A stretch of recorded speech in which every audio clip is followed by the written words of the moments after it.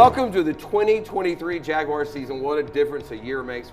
You see these guys out there now, I mean, everybody has worked their tail off this offseason. You can see it.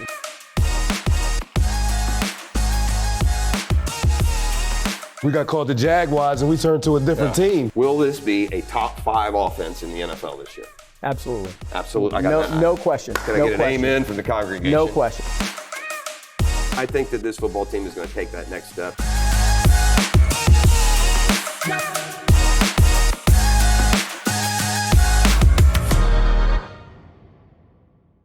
I am Jeff Prosser, and welcome to the 2023 Jaguars season. What a difference a year makes. What a difference a decade makes. In fact, as we sit here today with Aaron Beasley, former Jaguar, more on him in a second, with Mike DiRocco, embedded ESPN reporter covering the Jags now for years.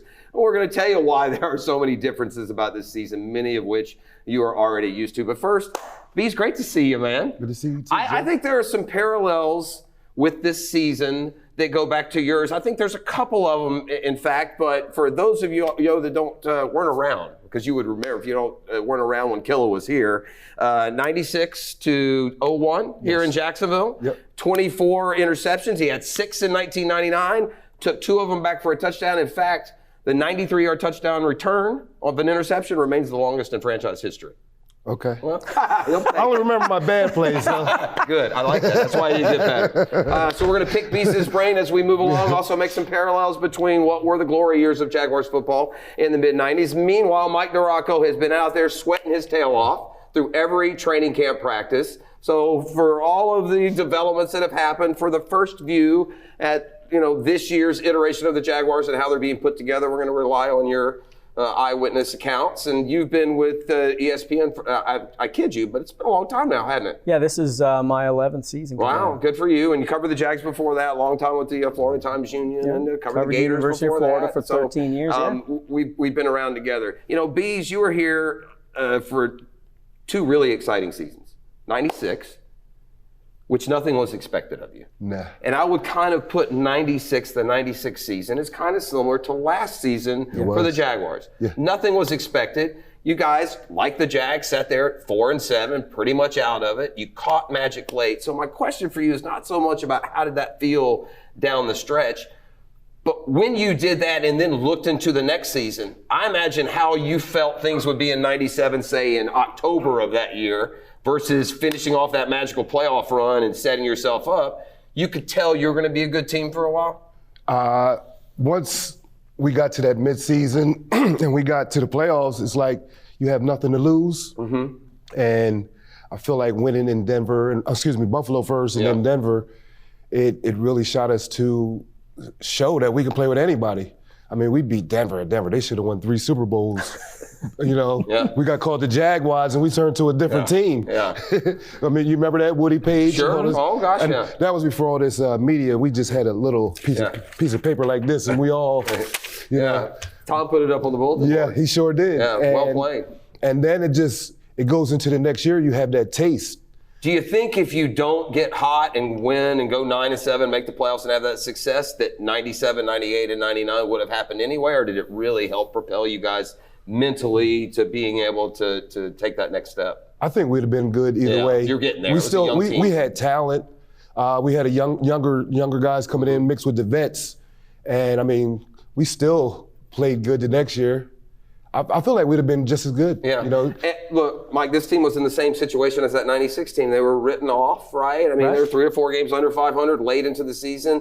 They caught fire. Now, this team is different because they are really built around a generational quarterback, and taking nothing away from Mark Brunell, who was any and everything that he could have been here in Jacksonville. But with Trevor here, the platform seems like it's going to trampoline even a little bit more. I can't find anyone over there who's not at least quietly optimistic that this isn't just a good team, but a team that can really go far. Yeah, the expectation on this team internally is compete for that Super Bowl, to get to that Super Bowl, which is funny when you think just where they were last October. I mean, you mentioned giving up on the team. There are probably people nationally outside the building that had started to give up on the quarterback too. And then that whole turnaround that second half of the season. But it's funny, your question of Beasley, about if you don't have that run in 96, do you have that in 97? That to me is sort of where I think this franchise is right now, because let's think, what if that's an incomplete pass from Josh Dobbs and it's not a fumble recovered for a touchdown? What are we talking about now? And I think that run and that finish absolutely plays into their confidence. They would be going into this season, we had a chance to win the division, we blew it. You know, there's still going to be some questions about people. Why couldn't Trevor get it done in the game? But they got it done, and they made the big play. And I think that is more important than, honestly, you know, losing to the Chiefs and there's a feeling that they should have and could have beaten the Chiefs. But what they did and that whole confidence boost, I think, is immense for this team. The Jaguars were good at 97 and 98. You didn't have the kind of run you had in 96. The 98 season, if I remember, you beat the Patriots in a home playoff game, then you went and lost at the Jets, which is not dissimilar to what this team did in the playoffs last year. And then 99 came and oof, you're the best team in football. I don't think because of the Chiefs there, I'm not sure this Jaguars team can become the best team in football, but there are also some similarities in the way this football season ended for this team last year and how y'all ended in 98. And at what point did you realize in 90, was it when you took back that 93-yarder? I think it was the season opener, wasn't it? Against the Niners. Work that in, Jeff. Good job. Hey, well, that comes with the new coordinator, Dom Capers, came in and kind of changed things, and we became more of a zone blitz team, adding more pressure, moving people all over the place, and then you get a guy like Carnell Lake to come in. Because the difference of our teams, we had a lot more vets compared to now. They're a lot younger right now. I mean, we still had Loggy. Did we have Loggy still? Yes. I mean, you think we had Smingy. We still had a lot of vets. Yeah. And that's why I feel like we would have been good either way, because they were the glue to our team back then. But now, and I agree with what you said, they needed that win against Tennessee and to get in the playoff and to get that taste. Because now you see these guys out there now, I mean, everybody's worked their tail off this offseason. You can see it. And then I feel like with our offense, it's going to bring up our defense because they're going to score points. And now it's become like what we were like, hey, we got to compete with them. We got to make plays too. And then it just becomes infectious. Well, no, there's a practical, you're stealing some of my content here, Bees. I'm going to ask you about that coming up in a little bit. But I'll tell you what we're going to do here for about the next half hour. We're going to take what I think are three, important compartments of this season. We're going to look at the offense through both what you're seeing every day and what you could tell us from a player's perspective and from your critical eye. We'll take a look at the defense. At each one of those, I'm going to have a bottom line question for each of you about the offense and about the defense that I think will, in many ways, determine what this team will be. And then we'll quickly, I'm not going to ask you to go line by line, but let's take a look at the schedule, how it sets up, what the benefits are for this football team and otherwise. But if we're going to talk about this year's team, and certainly we are, and we're going to talk about offense, which certainly we should, I mean, there's no secret here. It's a coach quarterback league, right? So we got to start with Doug Peterson and Trevor Lawrence. And look, you said the influence that Dom Capers had on you. I could argue that Trevor Lawrence on the other side of the ball got that same boost from Doug Peterson coming in last year. Oh, without a doubt. Well, you guys know I'm from the Philly area, so Philly's everything up there. And when we got that hire, I was like, man, because there was a lot of names being called about, I guess it was Leftwich, but then I wanted Peterson from the get-go. Everybody wanted Leftwich, though. I know. Down here they did. They didn't want him down here? Leftwich. Yeah. I mean, just because of the name and the draw. And his tie here, But when Doug's name came up, I said, never mind. That's the one. Yeah, I'm serious, because he's a Super Bowl pedigree coach. And he does a great job, and Aaron, I'm going to let you speak to this too, but listen, it's not easy to be both a player's coach and maintain that kind of authoritarian, I'm the boss. That's what it is. It's respect. Now, you see him, you're seeing him every day and the way the team responds. I said this last year. That dude, and I've seen Coughlin, and I've seen Marone, and I've seen them all here, right? That dude last year, what I have not seen in person from the coaches that I've covered with the Jags, the sports psychologist in that guy. He came out of the Kansas City, locker room after they lost. Hey, we can still be a playoff team. Coaches don't do that. They don't tell their team, I know we're 4-7, but do this, this, and this, right? They're always next game. He came out of Detroit where they got road graded and said this was a one-off. What did his team do? They turned around and won 6 of the last 7. So Peterson's not just what a great coach he is, the mind he has, the experience of winning the Super Bowl, but he really has total control of that football team and everything that they do.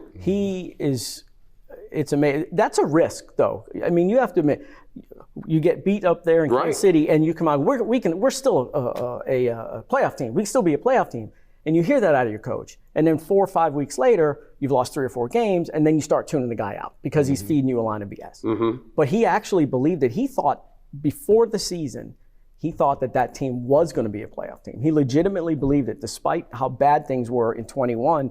And he is really good in front of the room. That's the most important thing. You got to be good in front of the room. And now he had some help because he was following a guy who was not good in front of the room, but total opposite personality style, total opposite leadership style.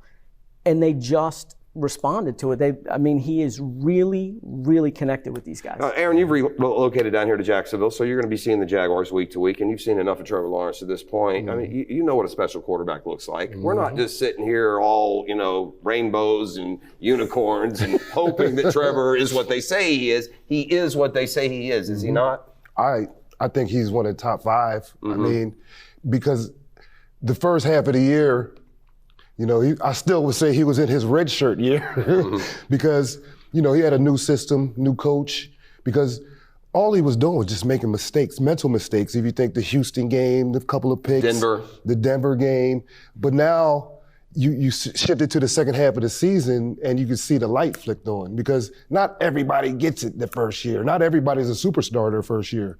Some guys develop a little longer. Peyton Manning, was he? No. Okay, well, 28 interceptions. Led the league. You see what I'm saying? And it's like people just get it at certain times. And when you mix that with a great coach, a great leader, and you don't see Doug down in any player. I've never seen him talk bad about a player on this team. But when you have a coach like that, guys run through a wall for him.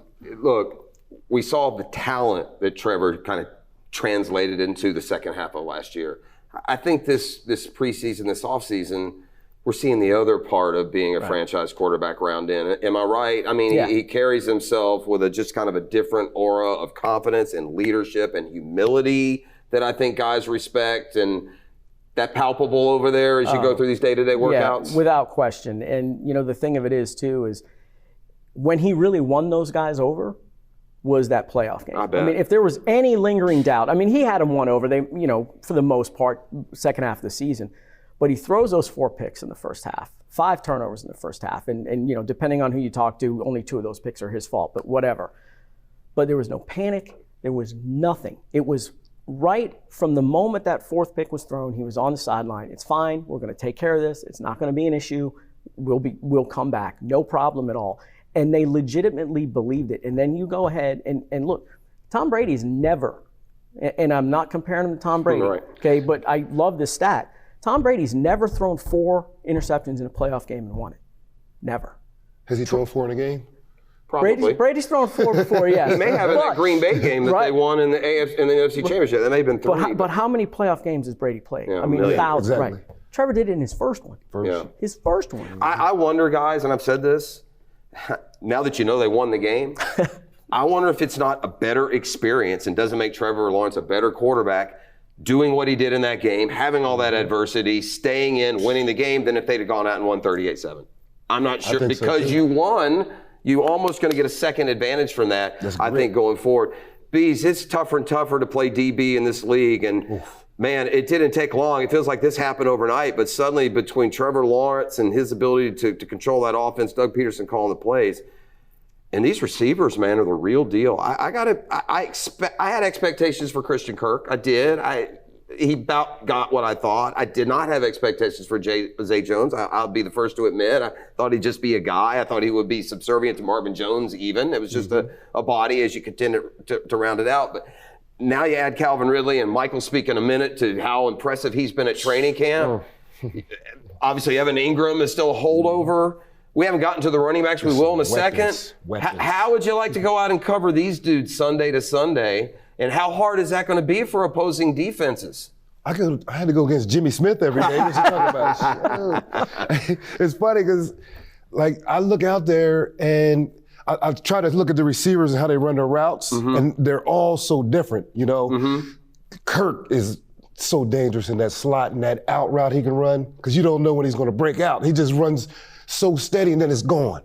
And Zay gives you so much movement and he's so flimsy and it's like, you don't know what route is coming. You know what I'm saying? And then Calvin is just... He's precise, isn't he? So precise. He's like Keenan with speed. All right. You know what I'm saying? All right, now. Keenan off the line was shaky bakey, I used to call him. But that's what I see. And then, I mean, even the tight ends. Evan Ingram. Ingram.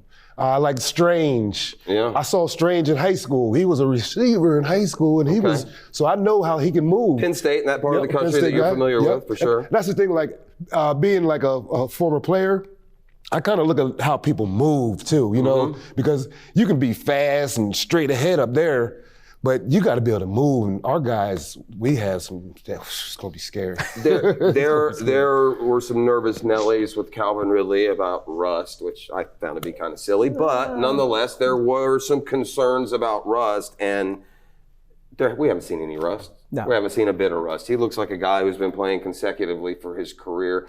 Look, because of the timing, where we're on the air in the morning where practices are going on, I haven't got to see a lot of Calvin Ridley in person yet.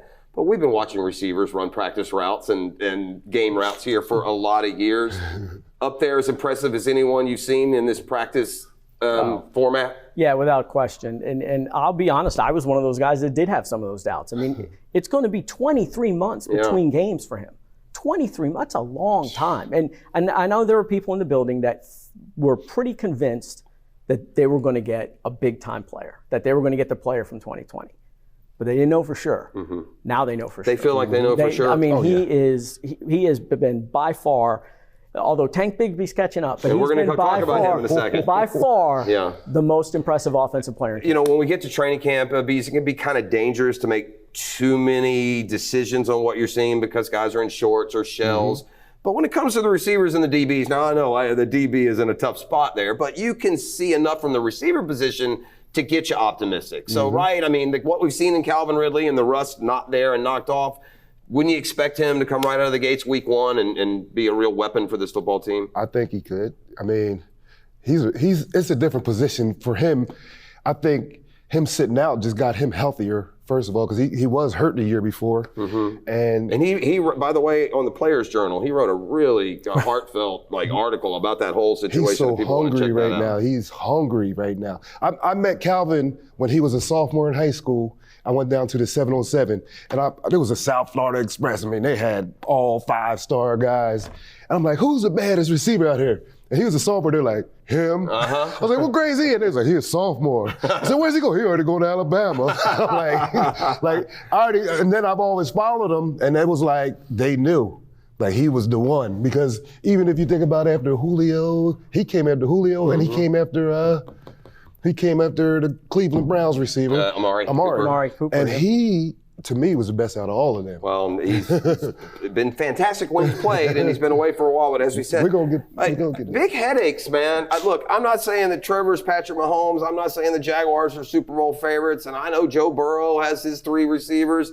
But after what I've seen here, I don't know if there's going to be a tougher assignment stopping a passing attack in the NFL this year than trying to stop these dudes, because there's also this, by the way. There's the fact that Trevor has a whole year of timing and chemistry with the guys he had. They're introducing new things. They talked about that yesterday. So big headache for the defensive coordinators around the league, Mike. Yeah, they're paring stuff down, fitting that offense to what he wants to do best. He's had a lot more input into it, kind of shaping it and stuff. But I'll say this. Let's throw Ingram in that mix. Find me a team in the league that's got 4 pass catchers as good as these guys. Zay Jones and that's what I'm saying. 4. You can find 3. You can find teams with 3. But I mean, look at Kansas City. It's Travis Kelce. It's Mahomes. Yeah. I mean, it is Mahomes for sure. Yeah. But I mean, if they don't care if it's Sky Moore and Tony or Kyrie goes, this group is better. Yeah. I mean, this group is better. I believe it is. I mean, T. Higgins, Jamar Chase. Okay, that's 2. I mean, I'll take those 3 or 4. You cannot find a group of 4 pass catchers better than the group here. And with Trevor, here's the thing, and maybe it's a little off topic, but back a little bit with Trevor and this offense too. Doug Peterson turned Carson Wentz into an MVP player. His rookie year. Second year. But good as a rookie. Yeah, he was good as a rookie. Second year together with him. He got hurt. Boom. Yeah. If he doesn't get hurt, he wins the MVP. And he's probably still in Philly. Right. I mean, Nick Foles never comes here. Dominoes. But I mean, I can't look at that knowing the kind of player that Carson Wentz is now and the quarterback he is now and since then, and can't help but think this offense is just going to explode with him dealing with Trevor. We haven't got to the running backs. I was about to say, because we got elite level running backs here, Bees. No one wants to run the ball. This is my own personal opinion, and it can come with some scoffing. Okay, I think Travis Etienne might be the most underrated player in the league. That brother ran for 1,100 yards last year, coming off of an injury as basically a rookie in the league. He has got such a skill set, and now. Imagine bringing a guy in where you don't expect a drop off. Or they didn't listen, Mike. You know they struggled when Etienne had to leave last year. Yeah, especially when James Robinson was gone. Yeah, and those guys tried, and they, Hasty made a play or two, but they struggled. Bees, could we be in a situation that when Travis Etienne trots off, Bigsby comes in, and it's the same level talent? Is that possible? I don't think we're talking bad about Balky anymore, about his draft picks. He's had a couple good years. He has. That 21 draft has a chance to go down as the best ever. Now, Trevor in it helps. 96, man. That's my guy. But I was watching practice the other day, and I was thinking about all these different personnel groups that they can throw at you. Right. They can go 3 tight ends, 2 receivers. They can go Agnew in there. I mean, it's just so many things they can do. And Doug is under that Andy Reid, brain. I call it the Andy Reid tree now because he's. Yeah. But under that kind of thing, I mean, just knowing the Philadelphia type of offense, they did everything when we played against them. All right, are there O-line concerns? Like we talked about the comparisons. Could this be a 99 type team? Could they ride what they did last year and take that next step? And, who knows? We'll go through the schedule later, just how high they can slot in the playoff race. But, I mean, neither of the 2 tackles who started in playoff wins are going to be on the field when this team opens. You're counting on a rookie in one of those spots. You're counting on another guy who's never been a full-time starter, and you have injuries on the interior of that line. Are we now? That 99 team had Baselli and Searcy. That's for real now. Right. So we can certainly and should get excited about all the pieces we did. How much concern do you have about an offensive line that, if you listen to the national pundits and evaluators, say isn't very good to begin with?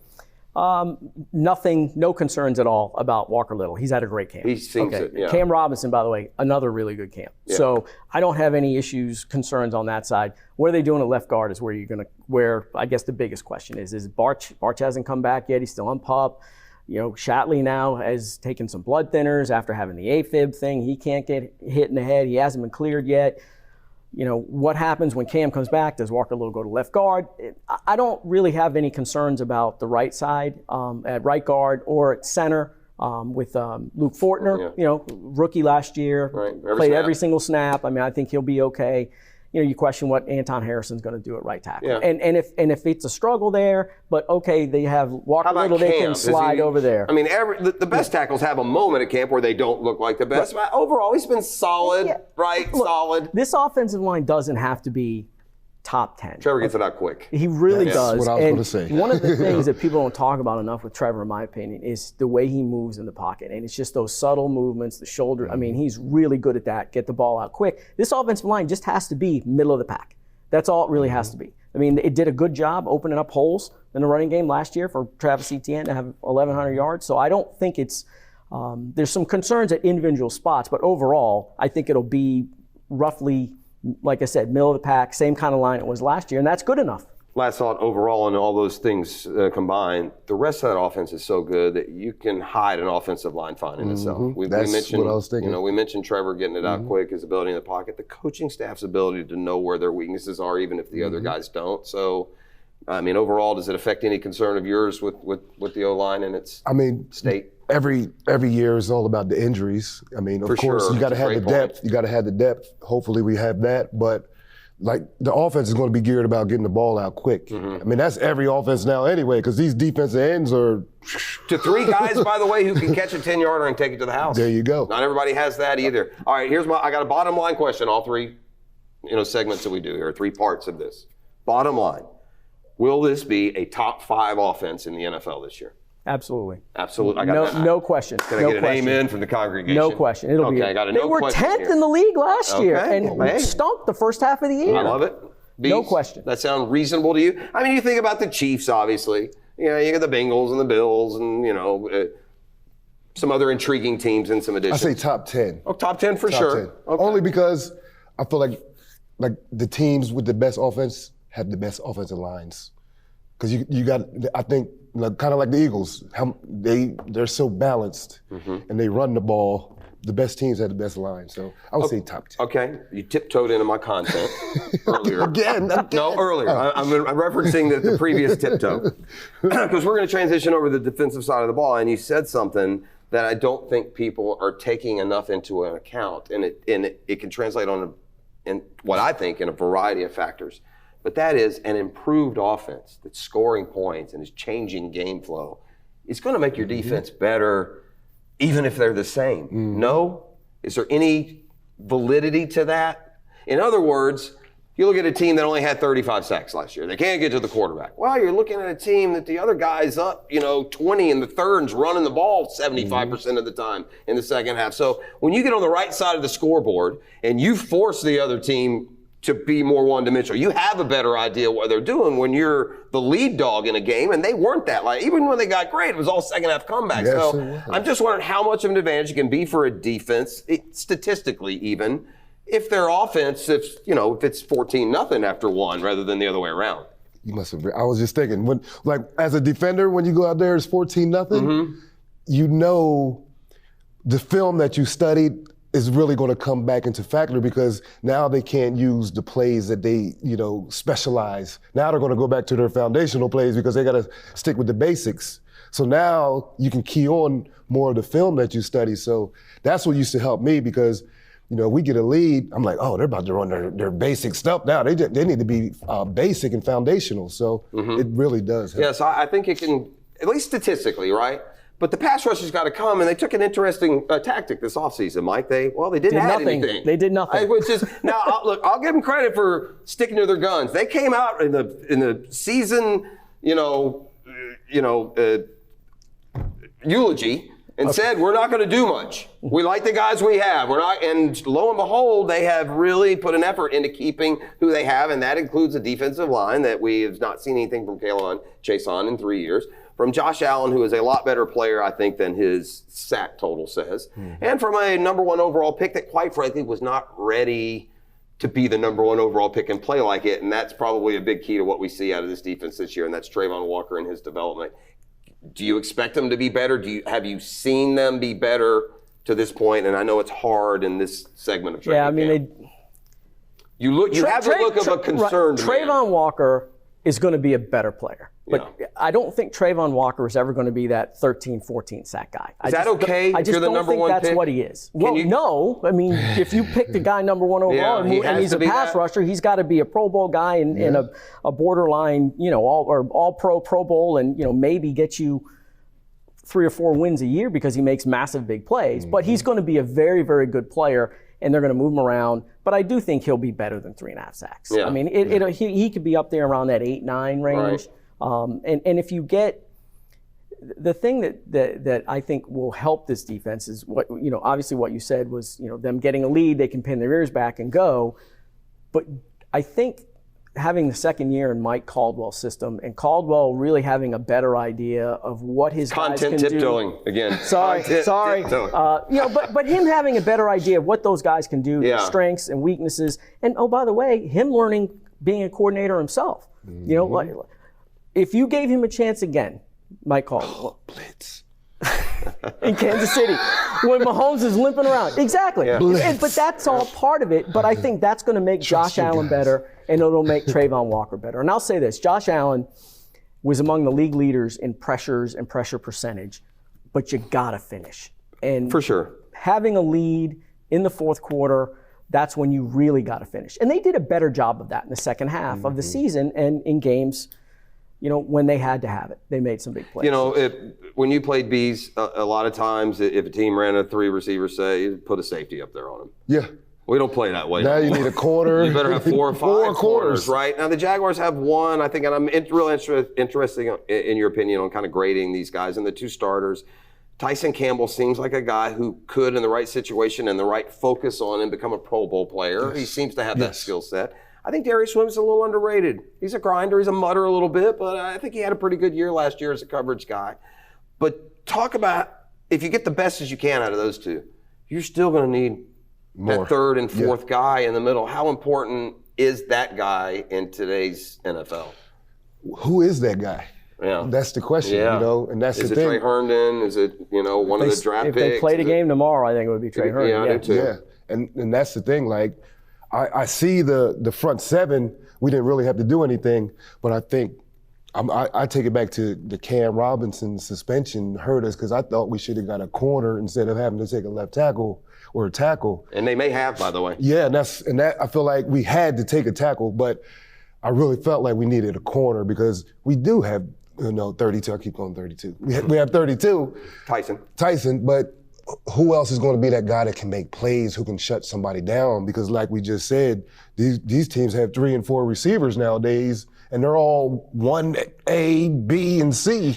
Tyson Campbell has said in camp or intimated that he'll follow around the best receiver. I don't know if that's the same effective tactic that it used to be in the NFL. It used to be you were lucky if you had one great receiver and you could put your best guy on him and shut him down. But in today, like for instance, if a team comes and it follows Calvin Ridley around for a game, okay, well, we'll beat you with these other 3 or 4 we've been talking about. So do you think that the Jaguars, in effect, will play it that way, or do you think we're going to see guys line up at their typical corner I think they'll mix it up and do a little bit of both. Yeah. But I don't know that Tyson Campbell right now is at that level. Yeah, I wonder. Dump him on that one guy and we'll roll the coverage to the other guy. What do you think, He's not Jalen Ramsey. He's not at that Jalen Ramsey level. That's fair, yeah. Yet. Might be, but not yet. Only thing I don't like about that, it shows your coverage, Okay. Because why would he go over there? Is he going to play zone over there? Is he going to play man? If he's in the slot, is he going to, you know what I'm saying? So it's too much info. It's not worth it, especially if you have listen, if you're an NFL team and you can't trust both your guys to cover any of their guys. So I'd rather have them just shut that side down. Okay, we're going to shut this right side down with you and Cisco over top of you or Deuce. I like the safety. I go numbers too when I'm thinking of talking about guys. Because that's all I saw on film. I do the same thing. I'll fill it. I do the same thing. Yeah. So Aaron's really looking forward to big seasons from 32 and Deuce. Back to you. 5-2. Hey, it's a ball. Cisco's my boy. Cisco, I met him at Walter Camp All-American. Okay. He had led the nation in interceptions that year, and I was always come up there and challenge the new All-Americans, the D-backs, do some one-on-ones with them, a little tipsy and all that. But I do the one-on-ones and line up against him. But me and him became pretty cool. I saw him the other day at practice. Now, I heard that Cisco did a stand-up comedy routine this offseason. Did you see that? I did not see it, no. Yeah, and apparently he wants to do it again. That's a whole other story for a different podcast. Is there a breakout candidate on this football team, Mike, from what you've seen? And then just from an athletic standpoint, I'll ask you, is there a guy who, and I guess my breakout goes from, either solid to really good, from good to great. I don't know if we can go much higher than that here. On defense? Point. Yeah, defensively. Because that's where we need one. Yeah. I'm thinking Devin Lloyd, if indeed they can move him around. I was going to say that, but I don't know, like what how much better is he going to be? I feel like if he can get like to that Derek Brooks kind of, because he's that kind of player. He's that kind of player. He just has to get there where he's just playing. Yeah. He would be a heck of a linebacker. His mind is much more calm now than it was before.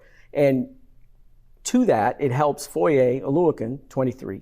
Now he don't got to coach him. Get over there. Right before the play. If you got to worry about where the heck the safety's lining up or whatever, you can't do your job. What a good signing that was. That guy didn't get enough attention, man. And I know tackles is kind of a dumbed down stat. If you look at the tackle leaders, it's not a bunch of familiar names. But 2 years in a row, nobody's tackled anyone more than this guy, Foye Oluokun. Leadership. I'm with you on Lloyd. That would probably be the guy that I picked. But I don't know what my expectations for him are. I think it only, to be honest with you, I think of Lloyd and I think of the trouble that this team had getting to the passer and the fact that they keep saying they're going to disguise, they're going to be bringing him more this year. He did have 8 sacks, I think, his last year at Utah, so he has done it before. But How does a defensive coordinator and a defense, Aaron, move a inside linebacker into a position that he can threaten double-digit sacks if that pipe dream can take place?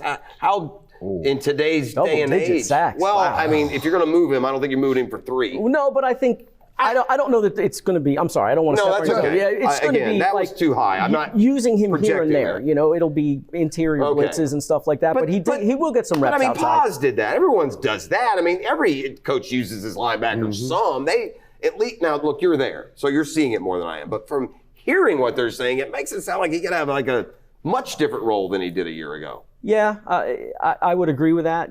And mainly because he understands what he's supposed to do and where he's supposed to be. There have been several times in camp where, he was there, tipped a pass, was intercepted, made a couple of tackles, and thud behind the line of scrimmage or whatever. And last year when that's happening, the first question that would come to everyone's mind is, was he where he was supposed to be, or did he luck into that? Some people just know how to make plays. Well, and there is that. There is that. But I get from everything that I've been told, he knows where he's supposed to be. He's much more comfortable. I think he can be a guy that can be in that 4 or 5 sack I think you almost, if you're going to try and pick out a breakout player, it almost has to be Lloyd or Walker, doesn't it? I mean, those are the 2 guys that are first-round picks. Here's the problem, though. They're counting on and need Walker to take big steps, Lloyd to take big steps. They need Josh Allen to take big steps. They need Chad Muma to take some big steps. They need a lot of guys on that defense to take some big steps. And when you're counting on that many guys, I will say this. That could be a great defense because you got a lot of hungry dudes that want to go prove themselves right now. But you got to play the percentages, how many of them will hit. That's the question. We'll see. You know what fans want to do? We need 4 of them to hit. You know what fans want to do, Aaron? All right, well, when Cam comes back, we'll just move Walker Little to guard. Or, we'll just move this corner to safety. I will take this rookie safety and put him at that. It's not that easy. It's not Madden. Correct. So when you're talking about like the practicality of just, hey, let's move, Devin Lloyd around like he's Khalil Mack. So I think when you say 4 sacks, I would also like to see like 2 or 3 interceptions. Yeah. Which he did balls, do last year. because I thought like when he was at Utah, he was more like a Will Mike. Right. Mm-hmm. Yeah. So I feel like now he get in the weight program, get a little slimmer, work on your agility, and learn that this is a passing game and be effective in all aspects. Yeah, he's not the fastest guy. He doesn't have that really great speed, but he is very athletic. Instinct. He has great instincts. And his instincts are good. I mean, when you are in the wrong spot, but you make a play on the ball, that's a little bit of instinct kicking in there. So. All right. Bottom line question when it comes to defense. Ask him first this time. The Jaguars playing a conference, Aaron Beasley, that you're aware of, has, I don't know, Patrick Mahomes, Joe Burrow, Justin Herbert, and Aaron Rodgers, and Lamar Jackson. Will the Jaguars have more than the 35 sacks that they had last year? Yes. Yeah. They will. Easy? Not easy. Not easy. Around the number? 35 to 40? 35 and a half. Man, you are hedging. That is not right. You are hedging. Well, I see half sacks some games. You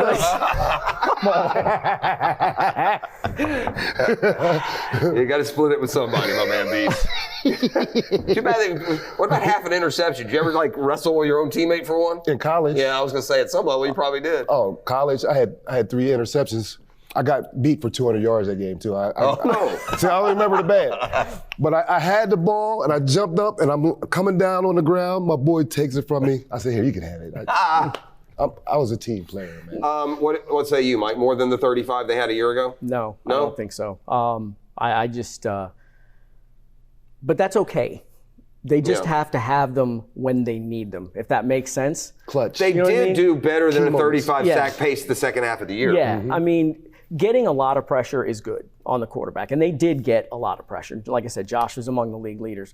But finishing at critical times, if they have 35 sacks, but half of them have come in the fourth quarter when they're ahead by 10 points and kicks a drive into the dirt or it results in a turnover, that's great. But losing Arden Key, I don't think you're going to get much out of Kaylavon Chason. I don't think you're going to get much out of Yasir Abdullah, the rookie, 5th-round pick. What are you getting out of Devin Lloyd? Like we said, they're going to do some different things. They'll blitz some corners and do all the stuff that you normally do. But I I just don't see it getting more than 35. NFL analytics professionals have the parameters, how they come up with these things locked in a vault somewhere. So I don't even know what a, quote, pressure is. But this is what I can't get away from. Last year, the Jaguars had the same amount of pressures as the Philadelphia Eagles, who had 70 sacks, and the Jags had 35, which makes me think that we had some awful bad luck around here to not at least get another 5 or 10. And I also would bank on the offense putting this team, the game flow, in a different spot. That when you get to the fourth quarter, it's 27-10, and you know they got to throw. I think that's going to lead to maybe some garbage sacks. You don't get garbage sacks and garbage time and garbage stats in defense like you do on offense, but we may get some of that this year. So I'm going to play the over, and I have a dastardly wheel of death bet with Dan Hicken that they need to go over 35. I really feel like honest. That's why it's the question. Right? You're out. I'm out. Okay. I really feel like this though. You got to add not just the sacks. You got to make turnovers in that. You know what I'm saying? I don't care if you have 20 sacks. If you got 20 turnovers, right? You causing fumbles and getting interceptions. That all works together. Because our one big year, 99. Yeah. Oh man. We got the ball out many times every game. You had two return touchdowns that year yourself. 2 touchdowns. I think I had 3 caused fumbles. Yeah, and those guys and all those other guys were. I mean, Bracken's in the playoff. Everybody. Yep. Exactly. I mean, and the Dolphins are so bad they let Brackens go halfway, stop, sit down, talk to people, hand the ball off, and then go in. Well, look at 2017. That defense scored 7 times. Yeah. They had 9 non-offensive touchdowns that year. I mean, you can't count on that every year. This team's built so different than that 17. And the way the 17 just completely devolved, I didn't even bring them up today. I don't want to draw any comparisons to those jokers. Their quarterback threw end over end. The defense was way too immature for the success they got, and it just ended so badly. Blake's my guy now. I can't. Let's leave Blake alone. Blake's my guy. I love the boat. Get him in here. We'll put him on the round table next year. It's a great deal. I have in front of you, gentlemen, handy dandy schedule. We're not going to go game by game, but let's just talk about some things. When the schedule came out, Aaron Beasley, were you as players, were you even aware? I mean, you looked at it. Did you would you know, right? It's week to week, isn't it? Yeah. Like, schedule is such a fanboy game, right? The players don't even know. Media. Yeah. But I would argue that the Jags know they play the Colts the week 1 on the road, and they know that the Chiefs are coming to town. But if you ask them who they play week 3 even, they may not know. I had to look to find out who it was the Texans. But opening on the road in the division, Aaron, is so important, right? Division games are so important. You better take advantage of a rookie quarterback. How much of an edge does the defense have against a young buck who ain't never played a game like Anthony Richardson most likely will be for the Colts that day? Oh, it's big time because he's going to be feeling the pressure to go out there and perform. And we're out there the lead dog in the conference, and we got to prove our point. So I feel like our defense is going to get in his face. And, that's one of those games. You can start the year with 3 or 4 turnovers. And now you're on that path that we set, because once you start those turnovers, it becomes contagious. Yeah.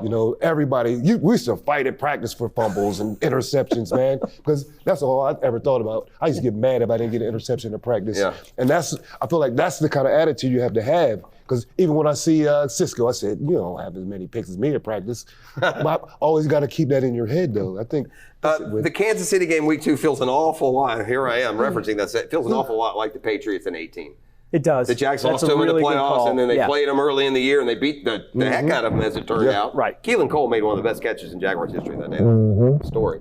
But it feels like that game, although that team, they won that day and then completely fell apart.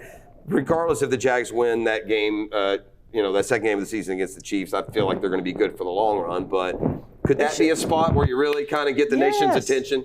They should have won. You could argue they should have won both of the matchups last year against the Chiefs. Yeah, they were in the game. I mean, they were in those games, and they went up to Kansas City in the playoffs and were right there at the end.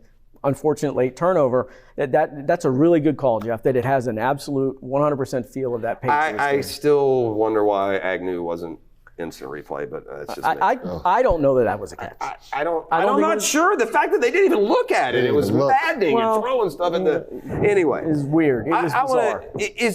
Are the Jaguars, now that they have been to London, 10 years in a row, almost 8-10 years, they've been over there so often, does that become I'm sure it's an advantage when you're playing teams that have never been or their current guys have it. Is that an advantage, like a second almost home field advantage? It's not your home field, but you are in a situation that you're used to. All these players that are here, on most of them, made that trip last year. Many of them made it the year before. When you play first Atlanta, which I think they could beat them on the moon, but especially Buffalo, right? You get to dodge a game at Rich Stadium, and you get to play Buffalo in London. I can remember some Jags fans being a little upset that they play back-to-back weeks. That is a huge win on the schedule to me, that you get to play Buffalo in London rather than in New York.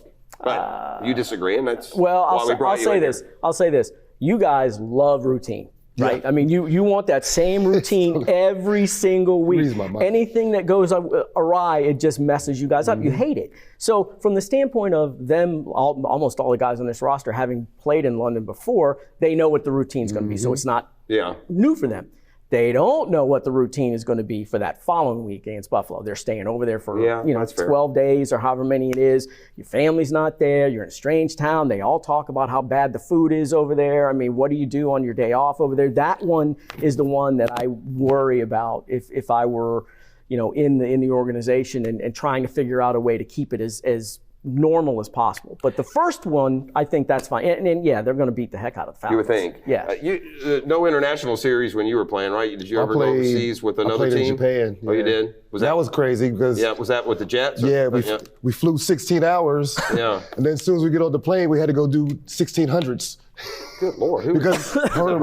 Well, I guess... to get your body regulated? Blood flow, it was more for that than anything else. Playing at 4 a.m. was kind of weird. Let me ask you this. Once the game starts, obviously, and the game flow and the situation can dictate, is home field advantage or playing on the road as big a challenge it is for a player as it is for the fan? I think that's another fan creation. I think when the Jags go play at Kansas City, they don't feel any more or less confident than if they were playing in Jacksonville. Now, the game environment may end up dictating some of that to them, but from a player perspective, it's not that daunting to play a road game, is it? I just play one play at a time, and just, especially my position, you can't be out there overthinking anything. You got to see your formation, see your split, see what the offense is doing. I just played one play at a time every game. That's all I could ever do. I think the Jags have a sneaky little difficult portion here when they go at New Orleans, at Pittsburgh before their bye week. Oh, yeah. And then San Francisco right after. Yeah, but before, you've just come off the 2 London games, and then you've come back home and you've played a home game against Indy. Now you got Thursday night on right. You got New 2 Orleans. road games against 2 pretty good teams there, October 19th. Now you will have a little extra time on October 29th at the Steelers. Do players, it's human nature to look forward to that bye week? Does it ever creep into... Does the game before the bye week ever make coaches or players nervous? No. You think it's... I think the NFL is a lot different because it's just everybody's so professional. Yeah. Everybody knows how to handle their business, especially now with all this social media. Like, you got to be on your game nowadays. Like, you got to be top notch every game. But I feel like going back to last year, that taste, we don't have any time to afford letdowns anymore. You know, we're the hunted when you look at this thing. Yeah. Now we're playing the 49ers. Well, then we get good. This early November or mid-November to mid-December when they have home games against the 49ers, the Bengals, and the Ravens. Wow. Prime time. Bengals, 2 of those prime, right? The Ravens. 2 of those games prime time here at home, which the city is going to love. Are we ready, Aaron and Mike? Is this a team ready to play those teams in those positions? Absolutely. I think they are. You got to make that jump sooner or later. My point is this. If I sit here and tell you now and ask you blind before knowing how any of the seasons played out, and I say, who do you think's winning the Jags-Ravens game in Jacksonville? What would you tell me? I'd probably pick the Jags. Who do you think's winning the Jags-Bengals game here in Jacksonville? Jags. We can beat any team on here. That leaves me, that's a good way to end with my last bottom line question. What's the team's record this year? And you can just kind of go generic. You see all the teams. 11-6. You go 11-6. D-Rock? See, I'm right in there in that 11-6, 12-5 Yeah, type of, barring any injuries. But that is a tough stretch. For sure. 12 days in. For sure. I'll tell you this. I'm looking forward to the bye. I know when that dang bye is. You're gonna be in Europe for 2 games. 12 days in London. And then you have to go to New Orleans, which is rougher than any trip overseas. 1 home game, and then I'm on the road 2 games. That place spits you out, Aaron Beasley. You stay out of there. Yeah. Well, I played in that stadium, too. They're crazy. Yeah, that's true. Well, okay, so we got 2 11-6. I'm officially on record as 11-5. And, if we get together and we do a roundtable next There's year. an extra game. 11-5. I mean 12-5. Okay, there we go. Yeah, no. All right, okay. And by the way, one last chance. Sprained a shoulder, patting myself on the back. Last year here at 1010XL, we all went through and made our schedule predictions when the schedule came out. And I had us with 10 wins. And I'll tell you why. It wasn't because of a bit.